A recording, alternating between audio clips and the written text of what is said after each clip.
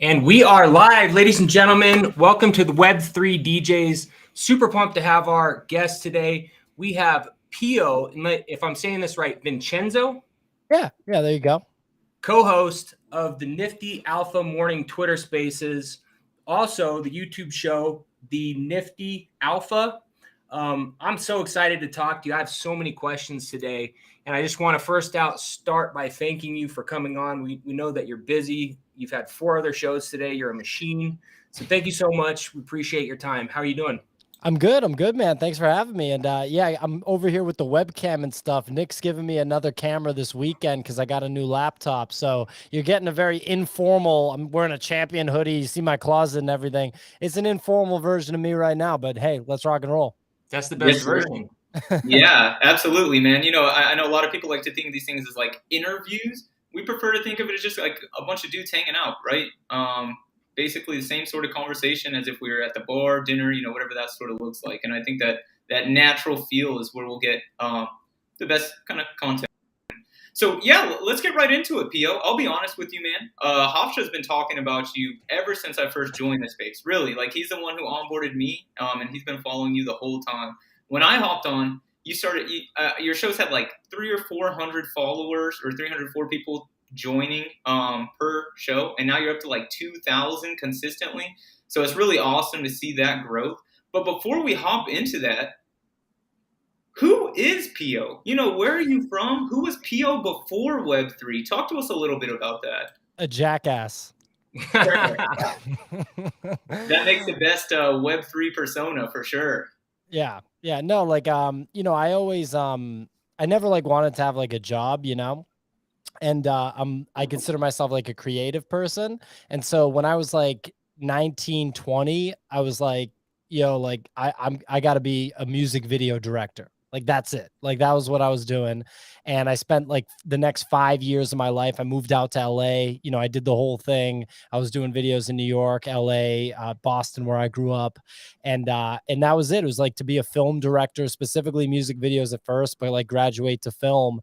And then in LA, it's like, you know, it's such a hard business, the music industry, you know, and even musicians aren't making any money in the music industry. So, you know, the crew, you know, the directors and stuff, they're not making any money except for a few of them, right? Mm-hmm. And so I ended up having to like get a job to make money. And then I did that for a while. And then in like March 2020, when the market crashed and like COVID hit and everything, like Michael Saylor, I always say that me and Michael Saylor are in the Bitcoin class of 2020. That was when I found Bitcoin. I started learning about Bitcoin and accumulating Bitcoin. And then by late 2020, like October, November, I heard the Koch Foster twins, who are the co-founders of Nifty Gateway, talk about NFTs, you know, digital art, for the first time on Pomp's podcast, Anthony Pompliano, who's a big time Bitcoiner.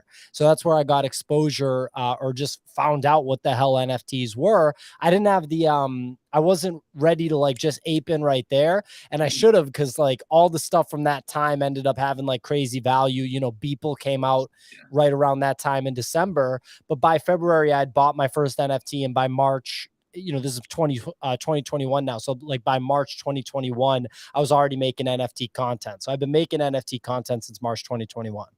Dang, that's about right. I came in right around the same time. I think it was March. And it's kind of, it's weird. It's almost nostalgic now to think like it's a year ago, but if you were there, it was like time to be in the NFT space. So let me ask you a question. What was your first NFT that you ever bought? It was Lavish by Beige, who is a very talented like interior design type artist, and she's married to Fuck Render.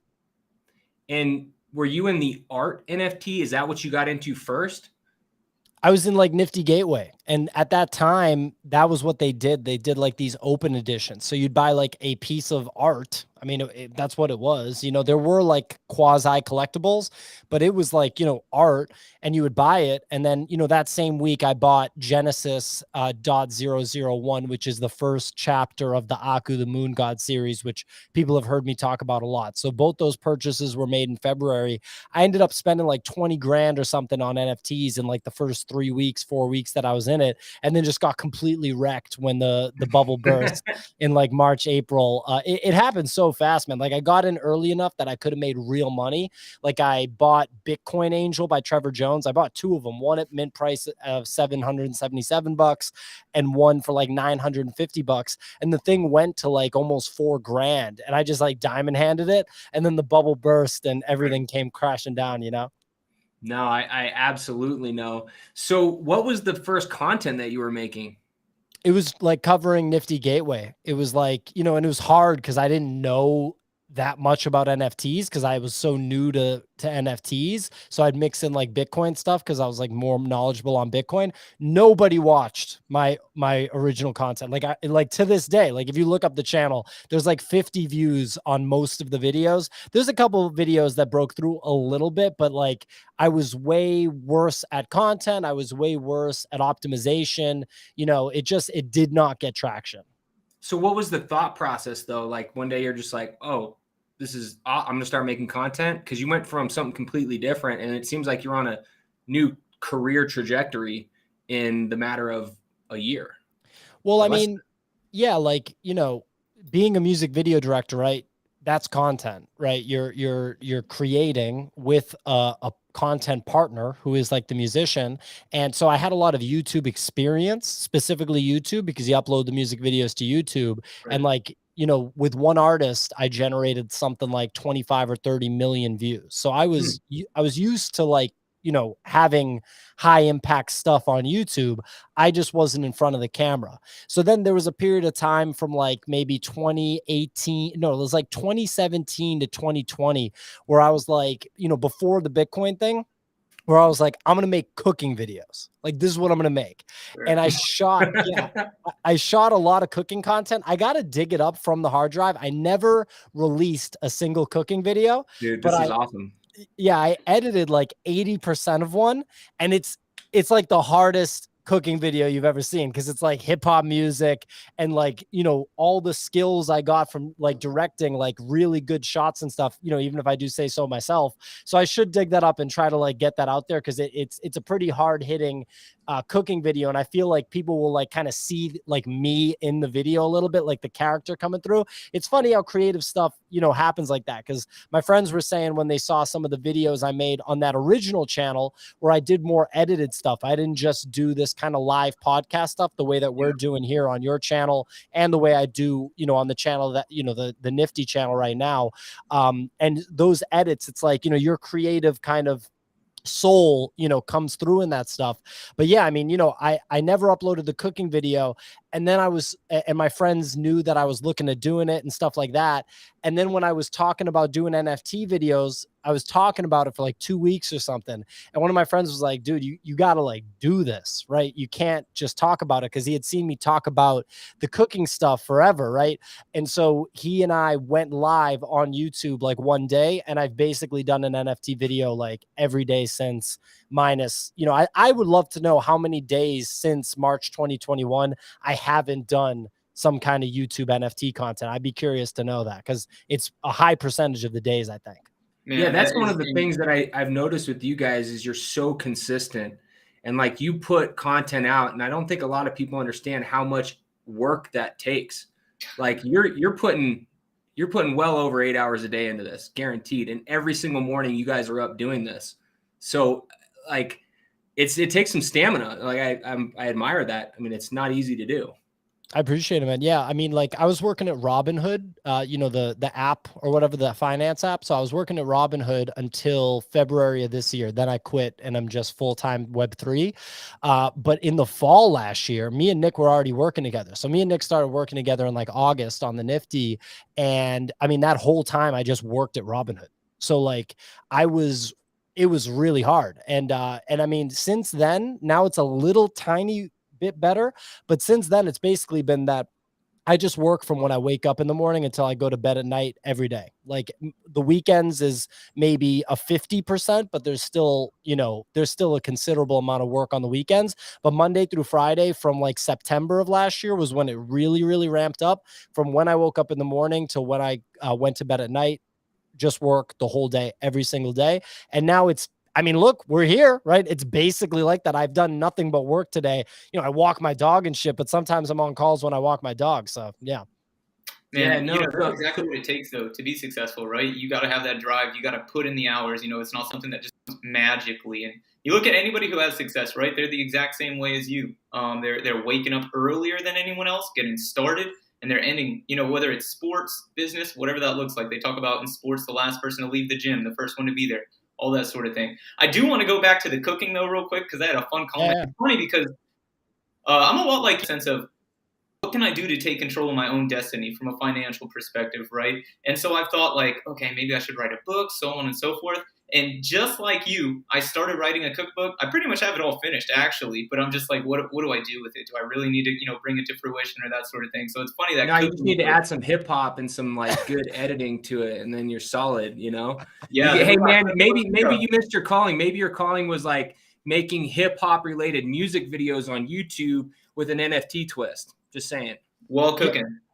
Oh yeah, no, I definitely so I'm a creative person, like I'd mentioned, Nick is like, a real like business, sort of like entrepreneur person, right? And so like my thing is if we're really successful with what we're doing right now, which, I hope we can be, and I'm working really hard to make it so that we're really successful. If there's like an exit or something like that, you won't see me like going to VCs and stuff trying to like raise money for like a new business or something like that.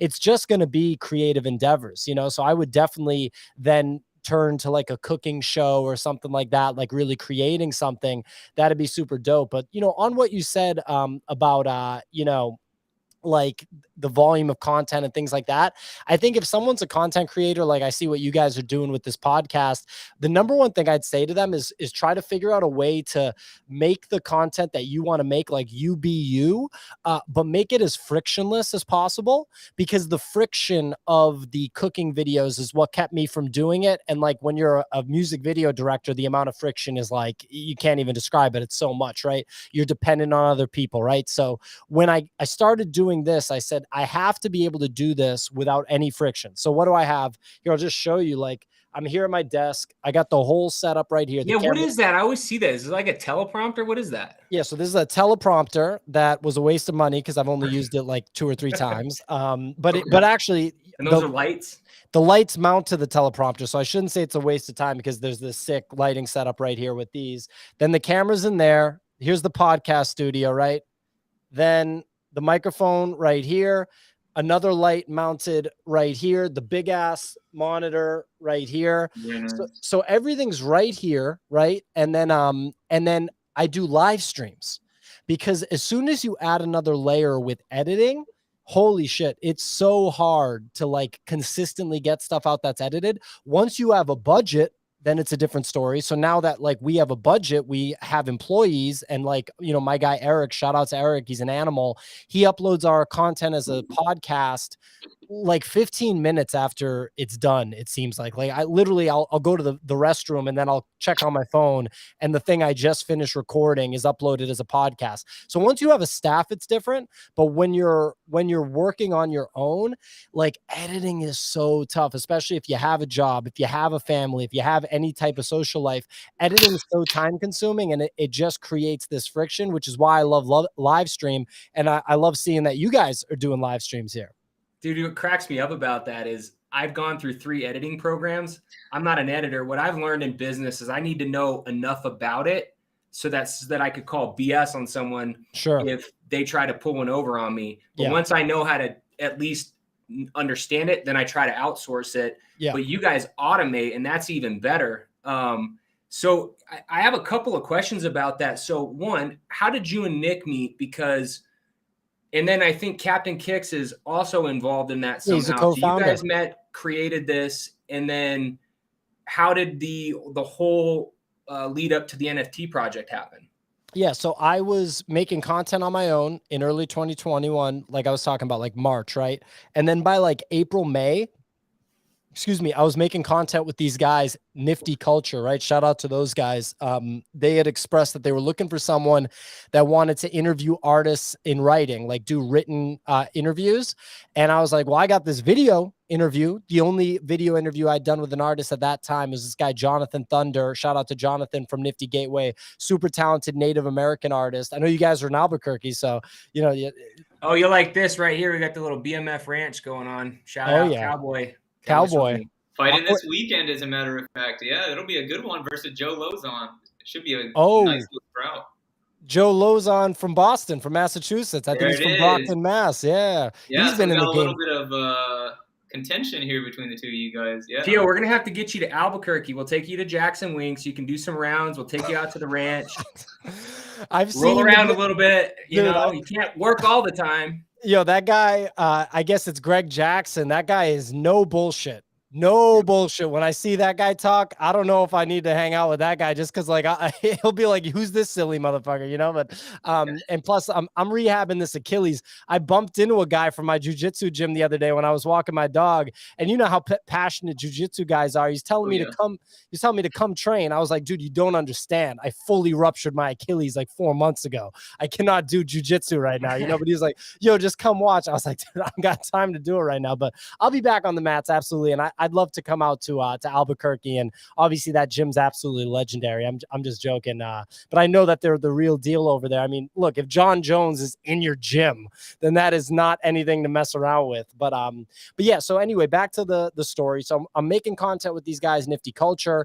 This guy, Sophisticated Art Speculator, you know, now known as Kicks. He popped into the Discord. He starts being friendly with us.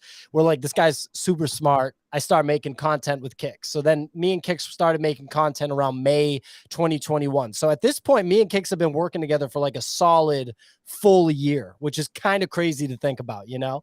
Yeah, definitely. Yeah. And then I asked Kicks, you know, Speculator at the time, to introduce me to Nick, because I knew who Nick was from being in the space and basically just wanted to get him on the show. I was like interviewing everybody in the space. So I just wanted to get Nick on the show. And Nick was kind of like, yeah, we can do it later. And he just totally blew me off. Totally blew me off. And then I just kept going. You know, I was like, all right, well, I guess that guy's not coming on the show. And I kept going. And we put out an NFT, and I think that kind of like caught Nick's attention. And then Nick like circled back, was like, "Oh, you know, totally forgot about this message, you know, blah blah blah." And then I was like, "Oh, do you want to do like a show? Like not like start a show, just literally like do one." And the first time me and Nick like did either a Twitter space or a YouTube, I forget which one came first. I think probably Twitter space actually came first. Right away, I was like, "Wow, this guy really is like this guy and me have good synergy, but this is like a content person." Like I right away recognized he was the best person that I'd worked with so far at content. Nick was, and second best was Kicks, Speculator. And there's a couple more honorable mentions, but they were like definitely top two. And then from there, we just like got totally addicted to doing the stuff. And before you know it, we were just literally doing a Twitter space every day and a YouTube video every single day. And then, you know, the rest is kind of history. We raised 1.1 million in funding in November. We put the NFT out in January, and it's just kind of been snowballing since then.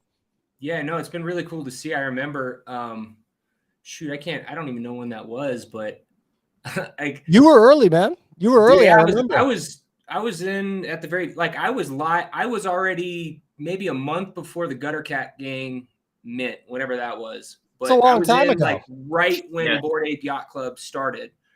And I went super hard for a year. I mean, I didn't go as hard as, well, yeah, I probably did. I probably threw about 40K into it. I mean, I had like 20 different coins, and pretty soon everything was moved over to Ethereum. And then I was like, fuck it, I'm just putting everything into NFT, you know? And have you ever gone on Paper Hands GG? Yeah. Should we do it right now?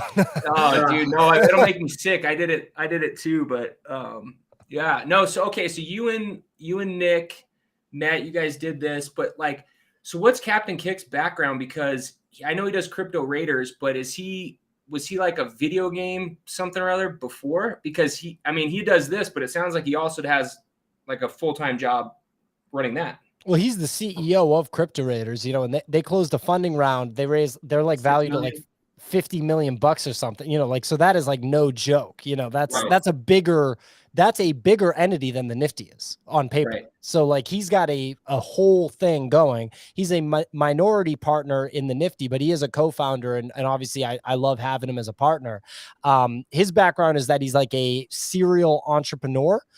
He and I are the same age. We're both like 32. And since he was 20, he told me that he's only had a job for like 6 months or something.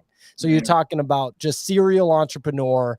And that's where that comes from. He loves video games, but I don't think he had any businesses that were video game businesses, but he's just such a savage when it comes to running businesses and being an entrepreneur that he was able to, dive into the crypto gaming sector, which I wouldn't even know the first thing of how to do something like that. I just could never do something like that. But that's the difference between me and him is like, I'm a creative content guy. He's like a pure play entrepreneur.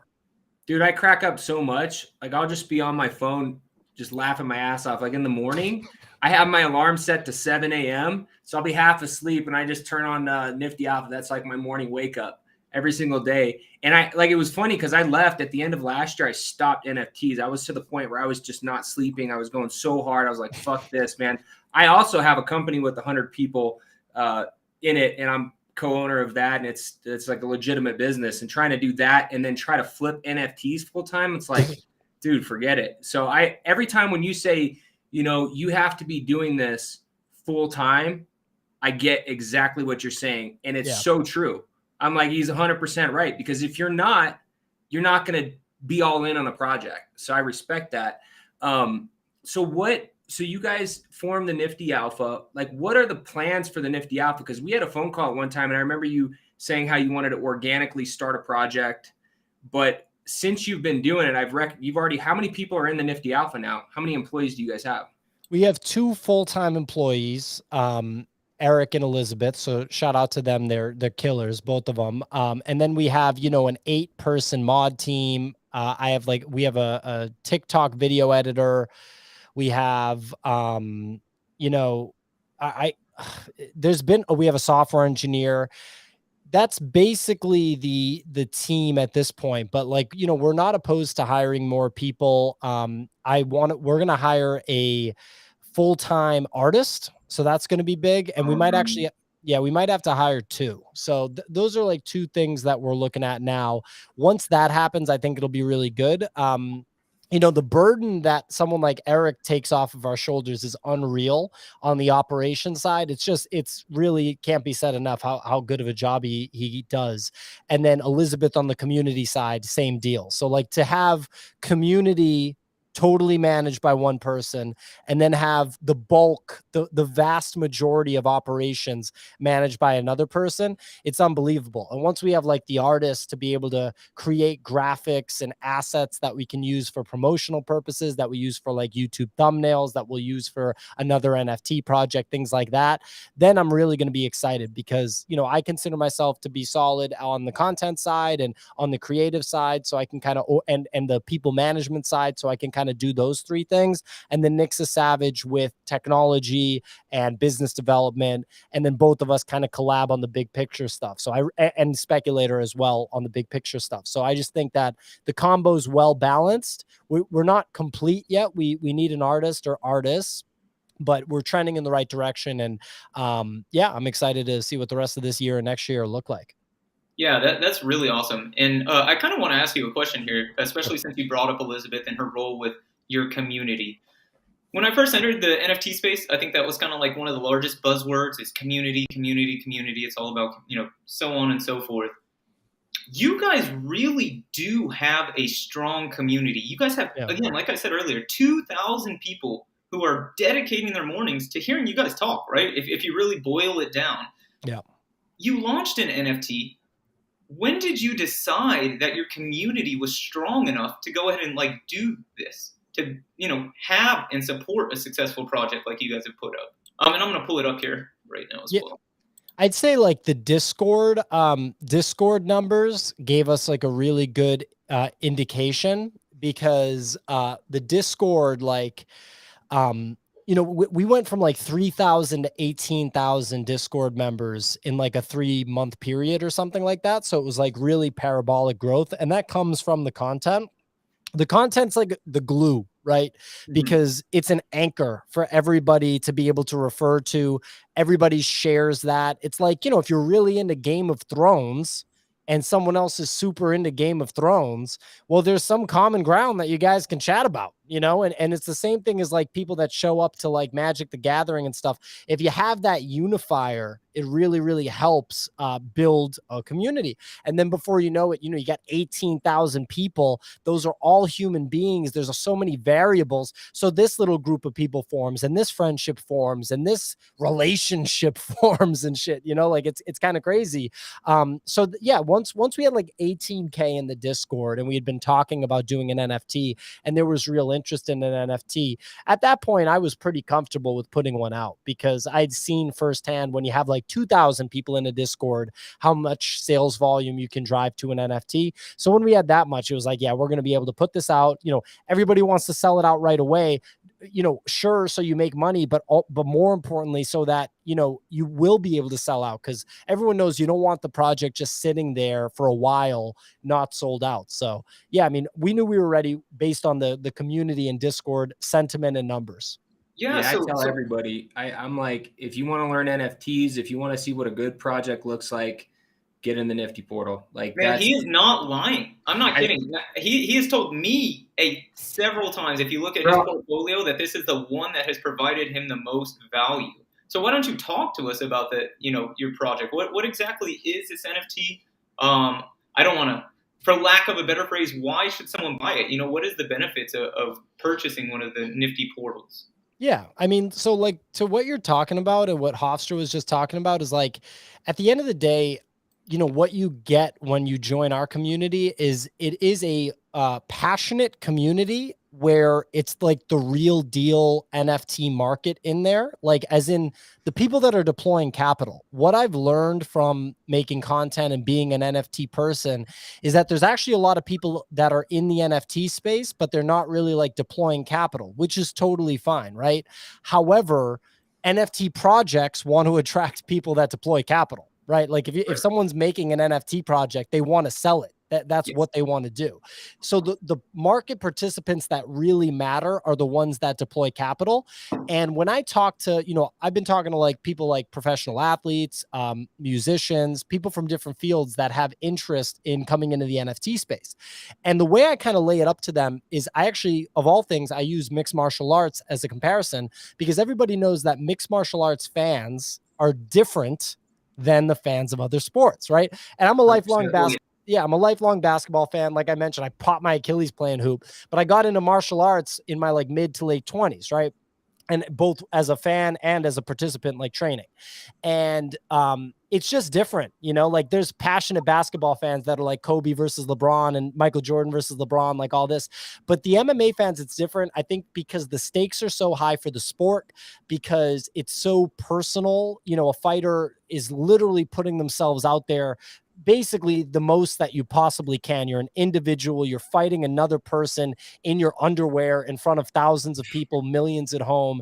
It's just a gnarly thing to do. You've put so much work in. It's literally an art form. You're showcasing your art with pain and putting your body on the line. So I think that MMA fans have this certain level of being hardcore. And if you remember, you know, and there's the whole casual versus hardcore fan, that whole thing where people will get called casuals, you know? Yeah, I'm definitely. Yeah, they're not watching early prelims, and the main card and shutting Saturday down. Yeah, me and my homies they're tuning in for a pay-per-view once a month. Yeah, exactly. My homies and I have a group, and we call ourselves the Filthy Casuals, you know, in lieu of that thing. But definitely a big hardcore MMA guy here. Okay. Well, I have to say that I'm a casual, because if I said that I was a hardcore, then the whole hardcore community would be like, get the hell out of here, you know? So for all intents and purposes, I'm a casual. But the point I'm making is that, like, you know, when Stephen A. Smith, the guy on ESPN that like talks about basketball, big personality, when he came and they tried, after ESPN acquired the UFC, or Disney acquired the UFC, the MMA fans like kicked him out after, I think it was one event. It might have been two, but I think it might have been one that they were just like, no, I remember that. I was like, dude, I don't know how this is going to work, but yeah, no, I get it. Yeah. And Joe Rogan's talking about it. Everyone's just basically like, it didn't work, right? It's because the MMA fans, you know, they can sniff out any sort of like BS, or, you have to have substance for the MMA fans to accept you. And my belief is that the NFT market participants, the people that are deploying capital, are basically identical to the MMA fans, where they can detect if you're not a real NFT person in a heartbeat. If they can tell if you don't have your finger on the pulse of the NFT market, and then, you can't win them over until you can genuinely communicate that that's the case. And they're always going to be able to sniff it out. So our community are real people. They're the hardcore MMA fans of the NFT community. There's some actual MMA fans in there too, but they're the hardcore fans of the NFT community.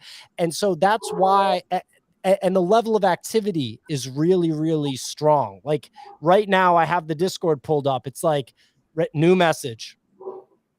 Dude, new it's message. insane.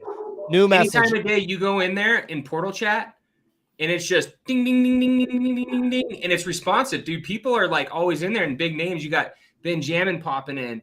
You've got everybody on the show. Easy's always in there. You guys are always in there. So it's no BS. Like the real deal people are in your space. And I've noticed a shift. Actually, recently, I've seen a lot of people kind of looking towards you guys almost as like a front runner of certain things. I mean, I'm not going to say any names, but I really think that people are recognizing that like what you guys bring to the table is legit. Everything that you guys talk about, all the resources, the people that are in there. If you want to know what's going on in the NFT space, that's the place to be. Well, I appreciate you saying that. Yeah, I guess the other piece that I'd bring up, and this is on the content side, is that I think we're like one of the only entities in the NFT space that like properly runs shows. And this is the content background that I talked about coming into play, right? Like I've listened to podcasts a ton. I've always just been like a creative, like kind of person. And I love the medium of podcasting, right? So I've paid attention to how podcasting works.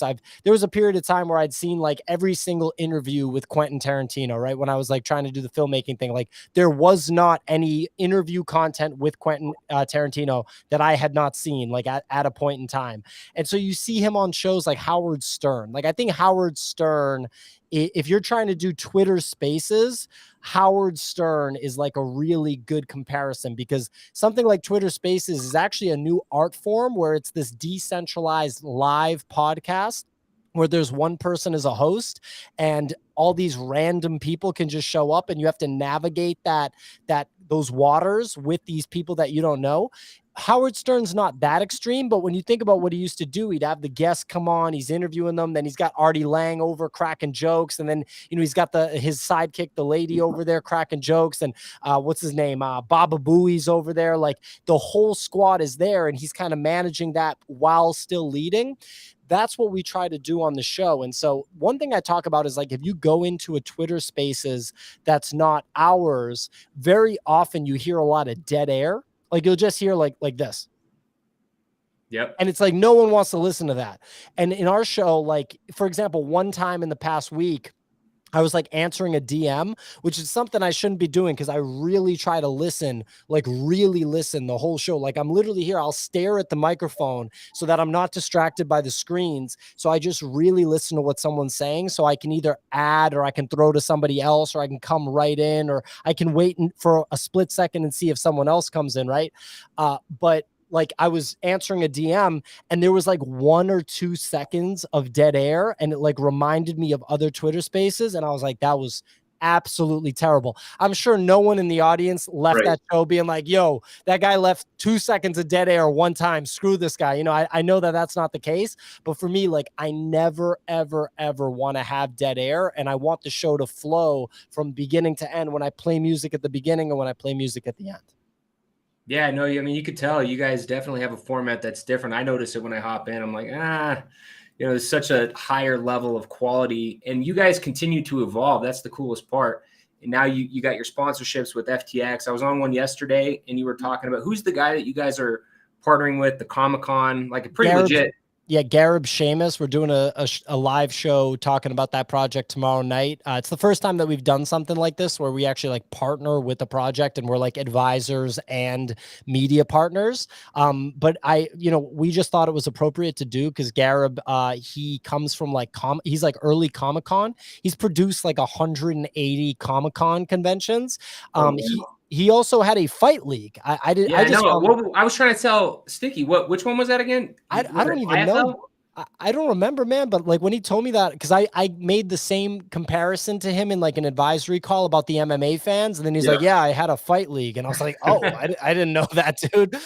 So he understands that. I forget what it's called, like not PFL, but I don't know what it was. It got absorbed by Fox or something. I don't know. I should ask him about it. But he also had a magazine. What's the baseball card magazine? Is it called like? So he had that for comic books called Wizard. Right. And that was him. Well, how did that whole thing come to be? I mean, that's like kind of a I don't know. It just seems like two polar opposite type things. I mean, I get how they connect. The fighting thing?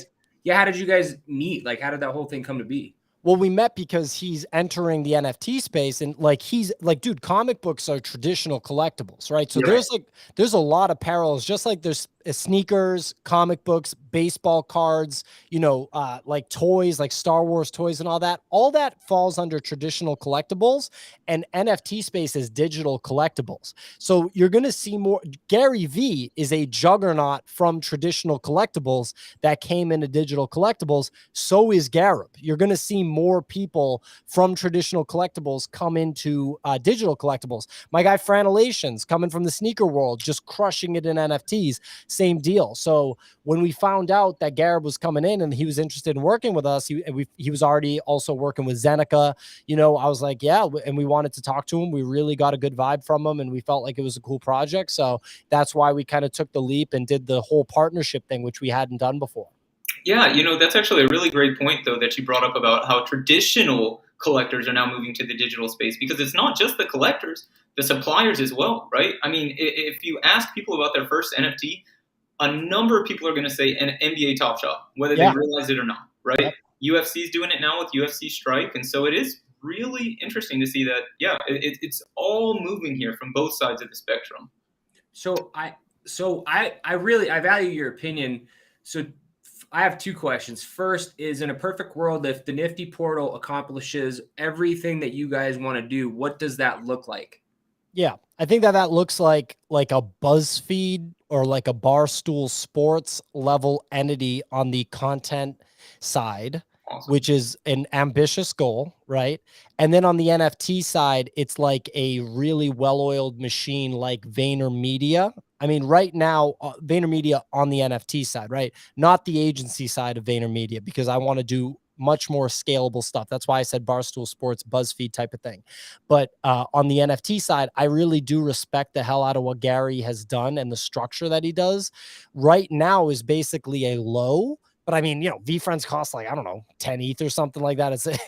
It's not the end of the world. I mean, I'm buying VFriends too right now. I bought a few earlier this week because they're like 0.8 or whatever, and VCon's coming up. So I have to think that there's going to be a pump or something into that, right? And so right now we're talking about a low on that, but it really was a very well done ecosystem. I mean, I shouldn't even say up until this point because it's still very well done.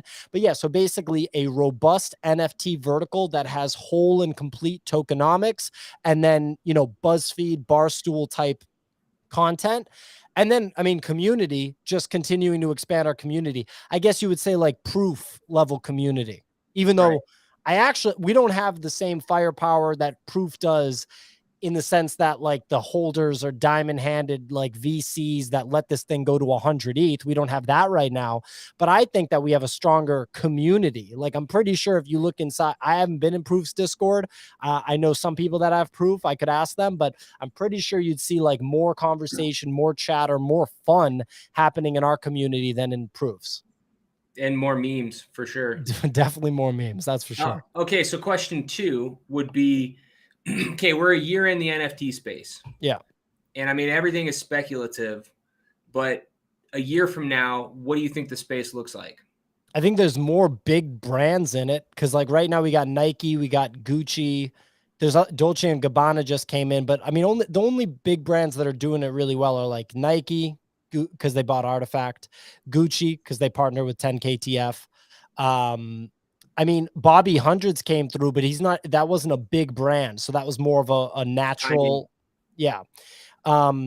Yeah, I mean, I just think that there's going to be big brands that come in. I think Disney needs to like make a big entrance, and the NBA. Did Disney buy Vivi or something like that? Yeah, but I feel like you'll see Disney NFTs on Ethereum too. Like what I'm saying is like it'll appeal to the broader NFT market because Vivi's like super niche, and there's hardcore Vivi fans and people that only mess with Vivi, but I feel like you're going to see Disney have like the one Ethereum Disney pass.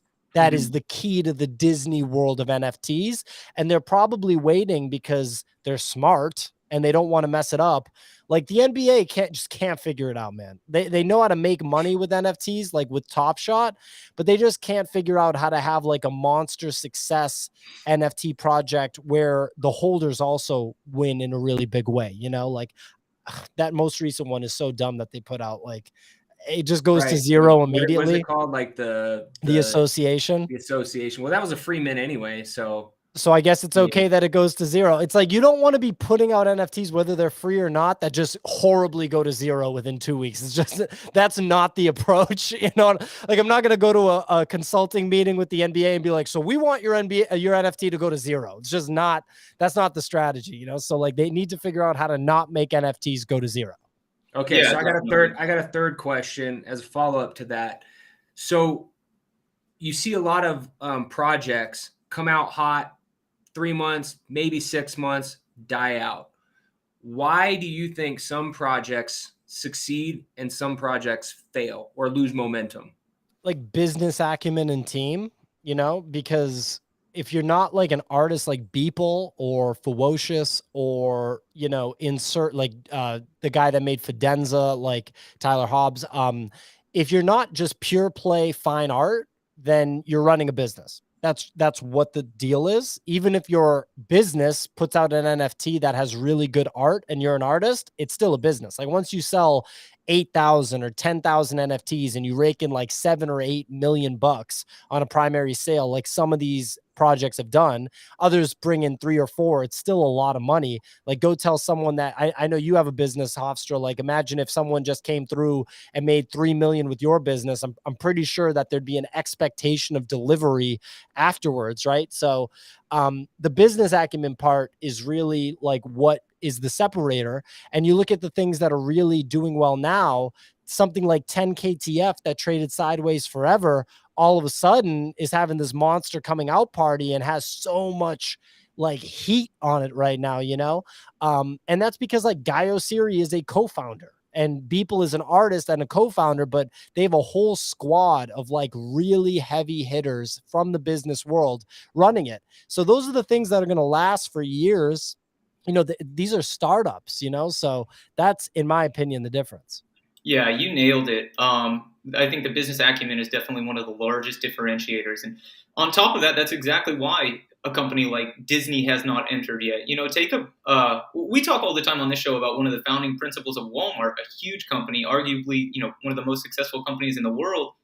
And they literally tell all of their employees when they onboard, steal shamelessly. Look at what other companies are doing. Steal it and make it better for Walmart. And so let's take the Bored Ape Yacht Club, the other side example, what just happened with that giant gas war. If you don't think Disney is going to sit down and look at that and learn from it and, you know, leverage the opportunities that the other side just had when they launched their project, you know, you're out of your mind. That's exactly what they're doing. They're going to enter when they have, you know, all their ducks in a row and they feel like the time is right, when they've learned from everyone else's mistakes so that they can come in and, you know, capitalize on that.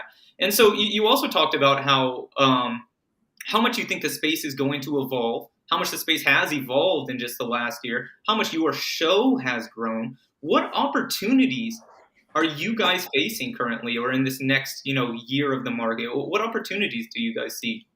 Yeah, I think that we need to continue to grow our audience on the content side. I think that we need to get guests on the show that are bigger and bigger celebrities, basically just like key, interesting people that have a lot to share on the show, not share like shill a project, but share their perspectives, their opinions, whatever field they're from. I'd love to have a notable MMA fighter on the show and just chat, just talk about like, what it's like to be a fighter, the business side of it, how they think NFTs might be able to help. I mean, what I was going to say for you guys is like, I think that you guys should have fighters on your show. And even if they know nothing about NFTs, you should just talk to them about it and have them ask questions and like, just like talk things over.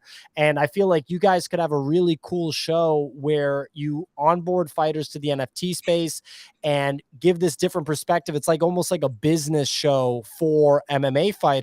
And the cool thing is it's like a niche vertical for one of basically the top 3 hottest, fastest growing sports in the world. Gary Vee says the 3 biggest sports in the world in 10 years will be soccer, basketball, and MMA. And I agree with him. And out of those 3, which one's having the most quote unquote price discovery? It's got to be MMA. I mean, look, my parents are from Italy. Soccer is the biggest sport like in the world. All of South America is obsessed with soccer. All of Europe's obsessed with soccer. The United States is starting to become obsessed with soccer. Basketball, same deal. International game, China, Europe, Africa, North America. It's huge. MMA is the one that's growing the fastest. So you're in that niche vertical. Before you know it, if you guys get a big audience, you can go on a show like Joe Rogan's show, which is the biggest show in the world, but you have this kind of cheat code to be able to flip other people because he has an MMA version of the show. So for example, a former music video director, I believe his name is Will Harris, maybe the guy from the Anatomy of a Fighter. I don't remember exactly what his name is. I think I know exactly who you're talking about. The guy with the slick back hair, good looking dude. No, Anatomy of the Fighter. It's like a 6'6" dude that played college basketball that directed hip hop music videos. And yeah, he does Anatomy. I'm writing that down. I don't know. I'm Anatomy of a Fighter. Anatomy of a Fighter. It's really good YouTube documentaries made by one guy, and he went on Joe Rogan's show, because those documentaries, like he rocked with Khabib for a long time. Like he went to Dagestan with Khabib, which is, I mean, dude, that's like a huge spot, like I know it. Yeah. Yeah, that's being Khabib's videographer. I mean, I wouldn't be able to do it. I know that much. I would not be able to pull that off because those guys are so intense. You're rocking with the champion, man, the champion of all champions. That is all level stuff. And I feel like if you fuck something up, you're just out of there like that. But yeah, if you guys, all of a sudden you work on that niche and it's interesting and it's good content and you two have good chemistry and the fighters enjoy coming on and you're getting bigger and bigger fighters and the conversations are getting more and more interesting and the word gets out, then you can use that cheat code in this niche where you can go on Kenny Florian's podcast and Ariel Hawani's and then Joe Rogan. And all of a sudden you're on the biggest podcast in the whole world because you're in the vertical that podcast host works in and is interested in. Dude, it's so funny. Like you literally took what I have in my head out. We've talked about this. I didn't want to do anything until I had a couple reps. We're kind of new to this. I'm like, I'm not going to bring on one of my buddies and then just look like a complete idiot. I needed to get the reps under my belt, because you get one shot, but definitely it's there. We just have to make the phone calls and yeah. So right now we're just like you said, we're learning the craft. We're trying to get better. We're just doing this. And honestly, you're one of the inspirations. You're the one that told us about Restream, and actually, that's the coolest thing about you. A lot of people aren't like that, man. A lot of people don't want to share information. A lot of people don't want to help, right? Or blow you off. And you've always been someone, and I think it's consistent because I've seen you do it with other people where you truly want to see people succeed. And it's like, I know it's competition, even with like you and Farouk, but everybody's winning. There's so much that you can do in this space right now. And it's so new and there's so much content that needs to be made that, I really appreciate you always, listening or giving advice or whatever it is. And I know you're doing that for other people. And I think that's really cool. Well, I appreciate you saying that, man. Two things on that is like, number one, people that don't share information like that, that's a scarcity mentality. And the only way to be successful is to have a mentality of abundance. And if you listen to any Tony Robbins or Gary Vaynerchuk or Joe Rogan or all these people that Tim or Sam Harris, I don't remember, Tim Ferriss, Sam Harris, one of those guys, they talk about abundance. and you want to live life with a mentality of abundance, no one gets anywhere with a mentality of scarcity. Scarcity implies that there's not enough to go around, and it implies that you should limit yourself. It implies that you should put limitations. You're not going to be massively successful if you have a scarcity mentality. The other thing is like, you see this in the music world a lot. It's like if you telling something to someone else would then lead to them just being way more successful than you, then you have a lot to work on yourself, So at the end of the day, like that's like how it works. And then the second part is like you brought up Farouk and the fact that like we're like competitors in the content world. It actually works a little bit different than I think a lot of people think about. And I know this because, I'm 32. I first started in the content world when I was literally like 19 or 20. So I'm like 13 years into it. And one of like the really deep principles is that in content, collaboration with competitors is actually a really, really good thing, because all it is an exchange of audiences. And it also is really an exchange of like skill sets. So I can see the way someone like Farouk runs his show. We had Giancarlo buys tokens on our show yesterday. He absolutely fucking killed it. And everyone was like, yo, that was like one of the best shows you've done in a while. He fucking killed it. And he's like basically the biggest NFT YouTuber, I would say, like the biggest channel that only does NFT YouTube. So how would it benefit me from being like, oh, that guy's competition, I don't want to have him on my show, when he comes on the show, murders it? Our audience is like in the Discord being like, that was crazy, and I'm assuming that some of his audience joined us too. I don't know. Like no one's popped in the Discord being like, I'm here because you had Giancarlo on. But all I know is our audience liked it a lot. So, and I really personally enjoyed it a lot too. So like, I'm going to do that every single time.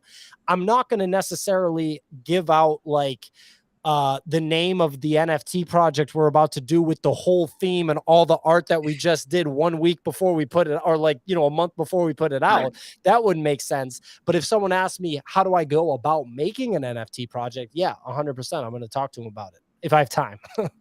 That's awesome, man. Yeah. So, and you go ahead. Well, I was just going to say, I know we want to be respectful with your time. I know you're on a time crunch. Man, I just have two kind of like quick questions. Well, the first one I wanted to get in earlier. You had talked about the desire to maybe, onboard or have an MMA fighter on your show. Man, who would that be? In a perfect, pull someone out. Actually, give me the top three. Like I said, I'm a huge fan, so I just love to hear the names. Give me two or three that you love to have on the show. So this is like for content, right? Sure. Give me a content and give me a personal fave you'd like to just have on because you want to talk to the guy. Yeah, I mean, look, there's so many, man. It's such a cool sport. And when you do the sport, like I did Muay Thai and Jiu-Jitsu, and I hopefully will continue once the Achilles is fully healed. It's so incredible. It's so technical. It's a beautiful sport. I know it's like intense and it can be brutal. Look, Khabib is someone for both. Because like, first of all, for content, he's like super funny. Oh, yeah. Like, and he's funny in another language and another culture. Think about that. Because he's from Did you see the Full Send podcast with Khabib? Oh no, I got to see that. Oh, dude, come on. They got Colby Covington. They've got Khabib. I mean, they're heavy MMA. You'll like it. Yeah. Awesome. Kobe is a content person's dream because he's so polarizing and he doesn't give a shit. And he understands content. Like that's a character. That's not the Kobe that like walks around and like, sees his mom. You know what I mean? Like that's a character, right? So he gets it. I mean, dude, there's so many characters in that space. Masvidal's hilarious. I mean, all these guys. Ben Askren has a podcast and is into Bitcoin. I'd love to have Ben Askren on. I mean, when Carlos came on our show, Carlos Khan did, he was super funny. Like the way he handled, I made a joke. I was like, well, you're like a 14-year MMA vet. You fought Nick Diaz. I'm a white belt in jiu-jitsu. Which one of us would win in a fight? Like the way he handled it was like so funny. Like the tone and the timing, everyone thought it was hilarious, So like, like so many guys. Like I love Tony Ferguson. I think he's a badass. On content, he's funny. I'd be a little bit like scared that I might make a joke that would rub him the wrong way. I don't want to piss that guy off. Too witty. He is training only in the dead of night now for this Michael Chandler fight. Did you guys hear about that? He's literally training in the dead of night because he said he doesn't want to. Surprising. Probably in like jeans and like, gloves, but they're like workout, like construction gloves, not. Yeah. Sounds exactly right. sounds just about right. They said that after he tore his ACL, he did only his own physical therapy. It's like, what are you talking about? Like, what do you mean? Do whatever works. Yeah, we're coming up on an hour now. I have one question too. Sure. For you. Okay, you got 0.5 ETH. Mm-hmm. You got one NFT.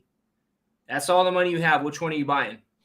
It's a hard question. I mean, my honest answer would be ours. Like, and that's not even like an ad. I'm just like, that's like automatic for me. Cause at least, you know, we're an actual like company where we're like building stuff. So it's like a real thing. But if I wasn't going to recommend ours, and I even hate saying that response because I feel like that's like what a politician would say and stuff like that. But it's just like the honest to God truth. Look, 10 KTF was under a half ETH. That changed pretty quick. That's at like 1.4 ETH now. So that one's out the window. Look, you can buy Ape Coin. It's not an NFT, but you can buy the coin and get exposure to Bored Ape Yacht Club. That's a pretty cool thing to do. Half ETH. I mean, look, let me quickly take a peek. You got 3 years though. I mean, a lot can change in 3 years. So one that you're banking on long term, set it and forget it. Yeah, let me see what the hell is on here. That's a half ETH. I mean, look, it's hard. Look at all the top 25 projects. They're all a lot of money. All right, here's one. Something token, because it's Alexis Ohanian from Reddit. Excuse me. That's Is that why that went off? Because that just popped, and I'm like, what's up with this? Yeah, that's his. Why. That's Alexis Ohanian's NFT project. Yep. So that one. And then, I mean, look, man, I'm looking. It's thin. It's thin. Mirror passes. I don't even know that much about it, but apparently it's you got to go to like page 500. Well, trust me, I do this every day. I go through like 1 through 1,000 every day. Yeah, I mean, Mirror Pass, at least it's a utility thing. I don't know if it's going to be around in the future. Look, this 8-bit me thing, it's at 0.86 now. It's just been steadily going down. Maybe it keeps going down. It's a ticket to Kevin Rose's conference next year. Oh, so, nice. Oh, is that what that is? Yeah, that's one part of it. But like, yeah, at a half ETH, if that hits a half ETH. My VCon, I was so stressed out. I bought at 0.61 and 0.58, and now it's at 0.29. I'm like, fuck. Dude, it's a brutal game. Yeah. Hey, are you going to be out there, by the way? Yep. You're going to be there? Obviously, right? Yeah. I'm bringing my daughter just because, like, Charlie D'Amelio, I guess, is, like, all the rage. And, like, my daughter's summer vacations this year are NFT NYC and VCon. Okay. Well, yeah, I mean, TikTokers, I'm sure will be there. It'll be good for your daughter. I got one. Here's the best one under a half ETH besides ours, without question. 10 KTF stockroom, without question. That's it. That's the answer. It's 0.32 ETH. Yeah. Got it written down in my book. Nice. Yep. So you can get the socks right now for 0.37. That's pretty crazy. And then you can get these the perishable stuff like leather, cotton, and rubber, which you have to think eventually will have a supply squeeze, and you can stake those things. No question, under a half ETH, my response is 10 KTF stockroom. Love it. Now, Pio, again, like I said, we want to be respectful with your time. But there is one thing we could not let you slide without going over. And then I want to tell you guys something too. I want to tell you guys something after, but go ahead. Yeah. Okay. All right. I got to pull it up now. Everybody wants to know. This is awesome. Give us the story. What's going on here? Look, we really don't have time for that story. I'm gonna tell Hofstra that story in person at VCon, and Jones, if you're there too, obviously I'll tell you. All I'm gonna say is you're gonna like the story. It's a good story. The story's not going to underwhelm. If anything, it's going to overwhelm. And that was a hell of a night and like a week-long period afterwards, but definitely a hell of a night. A night that I will not forget for sure. And not only because of the stand-up. Great. All right. So what do you got? What I want to say to you guys is you guys got to do this show 2 to 4 days a week. Every single week. You have to get really good synergy, really good at the show. You got to get microphones. You got to get cameras. And at that point, you're going to be in good shape. Then you just start having the who's who of fighters, guys that are really good, but also guys that are coming up, because in that sport, it's so crazy. Things can change so fast, and a guy can go from being completely unknown to the talk of the town. And not only because of fighting, because of personality, the way that the league the UFC markets them and everything like that. And I think that you guys should have conversations with fighters and other people that are your guests that are different than conversations that they usually have on podcasts. I think you should talk about weird stuff with them. Don't let them go on crazy rambles about doing mushrooms in the desert or something. But I mean, like, if they had like some sort of thing go down where there was like a weird situation, like a beef at the gym, and just dig into it and all that stuff. And I realized that there's like the UFC doesn't want guys to talk about getting injured and they didn't have insurance and the UFC wouldn't help them out. So they had to do this, that, and the other thing to get care. But those are the interesting stories that people want to hear about. And at a minimum, like, if you're making content that other people aren't making, that's interesting. Like, it has to be interesting, right?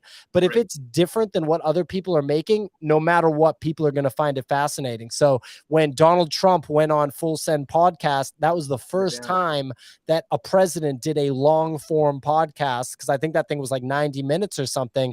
Sitting down with these podcasting bros, it's different. It's interesting, no matter how you spin it, So that's what I would love to see from you guys. And I'd love to see this become a podcast that MMA fighters like, yeah, I made the rounds, and that was one of the podcasts I went on. Yeah. So no, thank you. I definitely have some favors I need to call in. So my laboratory does COVID testing.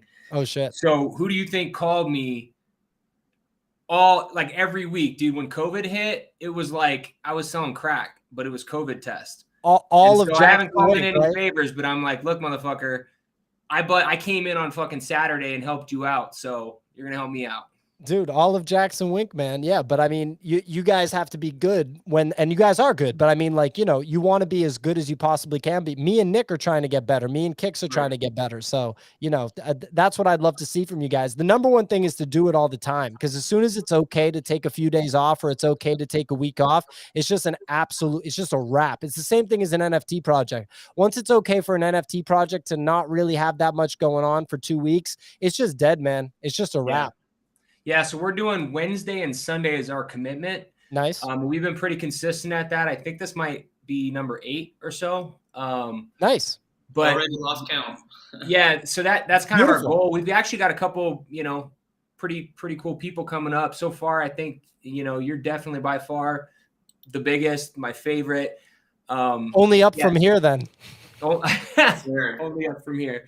No, so ladies and gentlemen, this has been awesome. Pio Vincenzo. I don't know how to do the Italian thing, but am I saying that right? Vincenzo? Yeah, man. Vincenzo, right? So you got it. Put a little music in it. So Nifty Portal, check it out. Buy one of those. You will not regret it. I promise. This is, I'd say money back guarantee, but this is crypto. But definitely get in the portal. If anything, hop in the Discord, check it out. You will laugh your ass off. And definitely, so 7 a.m. is my time. I'm Mountain Time. So it would be 6 a.m. Pacific time, 9 Eastern time. Yeah. Every single morning, Monday through Friday. By far the best show on Twitter. Absolutely kill it every single day. I love listening. So thank you so much for coming on. It's been awesome. My pleasure, man. Thank you for having me, and I hope to come on again when you guys have 10 extra audience, There it is. It's going to happen. Yes, sir. Absolutely. And so, yeah, again, thank you so much, Pio, for coming on. If you guys enjoyed the show today, make sure you tell a friend. Otherwise, like, comment, smash that subscribe button. And we're Web3 DJs. This is our good friend now, Pio. We'll see you guys next time.